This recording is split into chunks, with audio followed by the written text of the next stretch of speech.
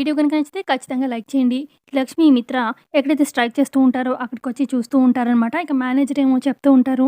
Union కావాలనే గొడవ చేస్తుంది సార్ అని చెప్పి అంటూ ఉంటే, ఇక అదంతా కూడా ఇక టీవీలో, మీడియాలో చూపిస్తూ ఉంటారనమాట. ఇక లక్ష్మి ఏమో ఆ స్ట్రైక్ చేస్తున్న వాళ్ళతోని, యూనియన్ లీడర్‌తోని మాట్లాడుతున్నట్టుగా చూపిస్తూ ఉంటారు.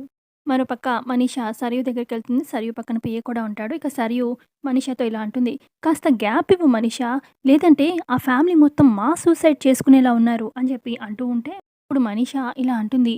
"ఆ లక్ష్మికి మరి నరకం చూపిచ్చాలి కదా!" అని చెప్పి అంటూ ఉంటే, అప్పుడు సరియు "పాపం ఆ లక్ష్మికి ఇంతకంటే నరకం వేరే ఉంటుందా? ఉండనే ఉండదు" అని చెప్పి అంటుంది. ఇప్పుడు మనీష అంటుంది. "ఇలాగే దిగ్బంధనం చేస్తానని ఆ లక్ష్మికి నేను ఆల్రెడీ చెప్పాను. నేను ఫైట్ చేస్తాను" అని చెప్పి ఆ లక్ష్మి అనింది కూడా నాతోని. చూద్దాము ఆ లక్ష్మి ఎంతవరకు నాతో ఫైట్ చేయగలదో చూస్తాను నేను కూడా అని చెప్పి మనీష అంటూ ఉంటుంది.